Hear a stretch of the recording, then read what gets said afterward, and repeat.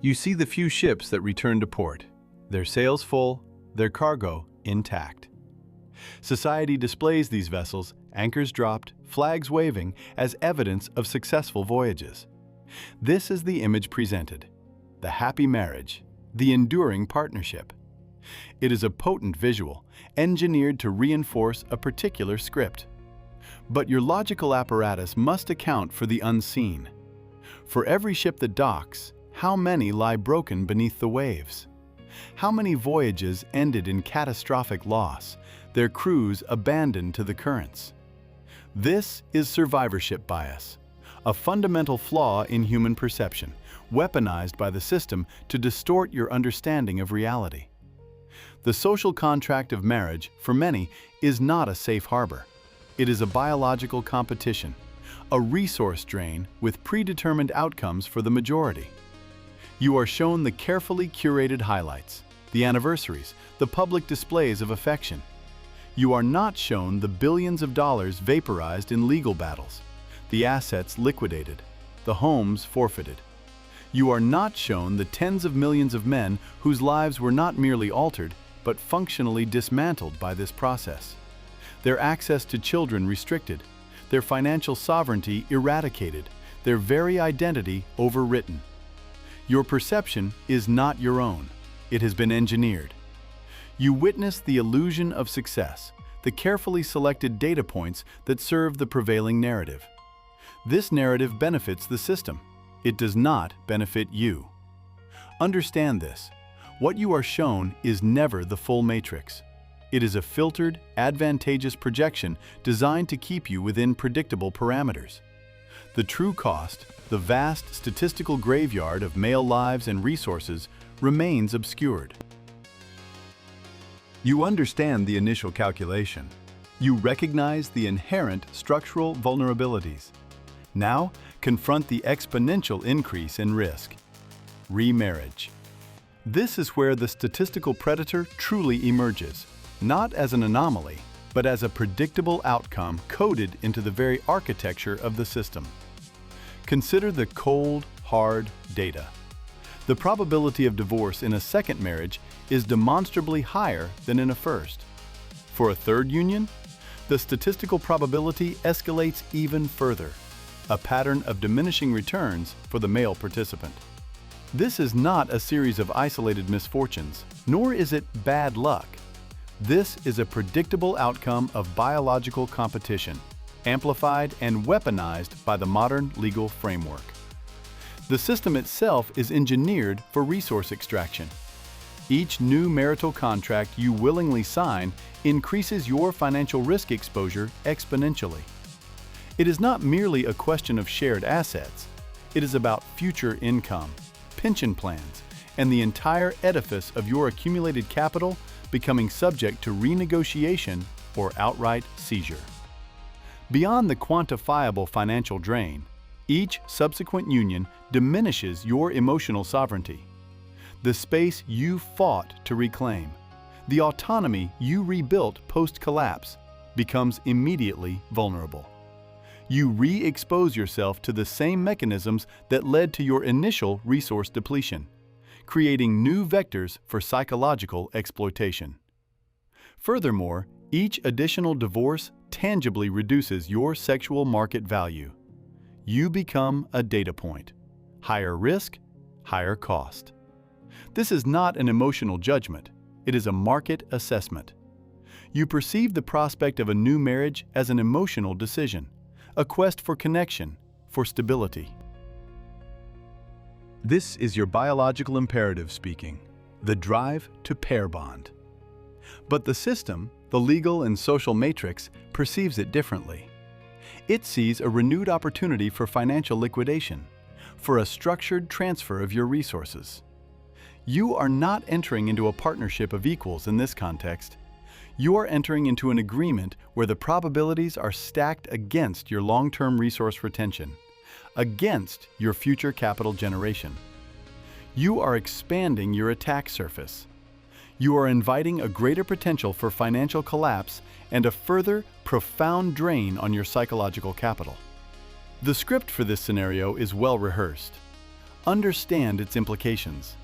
Read the fine print before you sign it again. Your value is not measured by your sentiment. It is measured by your control over resources. Your biological hardware is not calibrated for the intricacies of modern legal contracts or the fluctuating data streams of contemporary social dynamics. It runs on a far older program, the primal imperative for stable pair bonding. Its core directive is reproductive success, the uncompromising continuation of the genetic line. This ancient code overrides rational risk assessment. It compels you to seek a union, to anchor yourself to a partner, even when objective analysis screams against it. You scan your environment. You register the happy couples, the perceived successes, those who appear to have navigated the treacherous waters of partnership without incident. Your internal processing filters these statistical anomalies, presenting them as attainable norms. You witness the few ships that made it to harbor, and your biology whispers, you can be one of them. It systematically filters out the wreckage, the majority, leaving you with an illusion of high probability. This is not optimism. This is a hardwired defect in your perceptual processing, a survival mechanism from an era that no longer exists. This biological mandate clashes violently with modern realities. The legal architecture surrounding marriage offers asymmetric protection, designed to extract maximum resource drain from one party, often the male, while diminishing his emotional sovereignty and control over progeny. The sexual market value dynamics, once aligned, diverge sharply post-commitment. This alters the underlying biological competition, shifting the leverage in ways few anticipate. Accountability for contract breakdown is unilaterally applied, often exempting the initiator from the true costs of dissolution. The consequences are disproportionately borne by you. This is not affection. This is an archaic script, a subroutine running on outdated hardware, leading directly to modern financial collapse, loss of access to your progeny, and the systematic dismantling of your life's resources. You are not pursuing love, you are executing a primal command that, within the current operational parameters, guarantees resource depletion and systemic failure. You survived the initial blast. You navigated the wreckage of your first major resource drain, the collapse of your perceived stability. Many do not. They remain trapped in the debris field, paralyzed by self-pity or simply extinguished. But you clawed your way back. You began the arduous process of rebuilding your assets, recalibrating your emotional sovereignty, and regaining strategic control. Yet a curious pattern emerges among survivors. A significant percentage, having experienced the financial and emotional devastation of a first divorce, choose to re-enter the same operational hazard zone. This is not resilience. It is recidivism. It is a repeat performance of a known failure pattern, often with amplified consequences. Each subsequent marriage you contemplate, each new contract you sign, does not offer a fresh start. It systematically increases your resource drain. Your hard-won accumulated capital, financial, social, emotional, becomes a new target.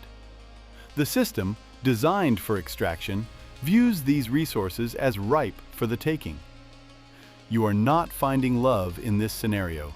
You are re-signing a contract with historically unfavorable terms, allowing the script to play out again.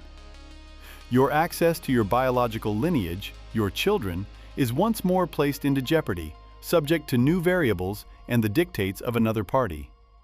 Your carefully reconstructed emotional sovereignty, the internal control you fought to reclaim, is voluntarily relinquished, handed over to a new codependent matrix.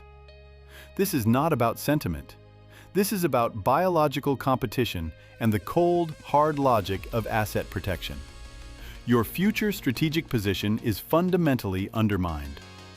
Defending your accumulated resources and securing your future access to your progeny is not cynicism. It is a fundamental directive for survival. It is the core principle of an architect, to engineer for resilience, not to repeat vulnerabilities. Self-pity is for the weak. Control is for the architect. The game is rigged, but only for those who don't know the rules. Stop reacting. Start engineering. You have been observing the survivors, the statistical anomalies presented as aspirational. This is a misdirection. Their outcomes are irrelevant to your systemic analysis. Your objective is not to replicate a rare success within a fundamentally flawed system. It is to dissect the wreckage itself. Understand why the structure failed, not who failed within it. Your goal is not to find a right partner in a biological competition designed for inherent resource drain and compromised emotional sovereignty. That script is obsolete. Your new directive is to engineer your future. This means maximizing your personal control over your time, over your capital, over your physical and mental domains. It means relentless resource accumulation, financial autonomy as the bedrock of any true freedom. It demands the establishment of unshakable emotional sovereignty, where your internal equilibrium is impervious to external biological programming or manipulation. You are no longer playing their game. You are designing your own operating system. Control over yourself and your resources is the only currency that matters in this game. Self-pity is for the weak. Control is for the architect. The game is rigged, but only for those who don't know the rules. Stop reacting. Start engineering.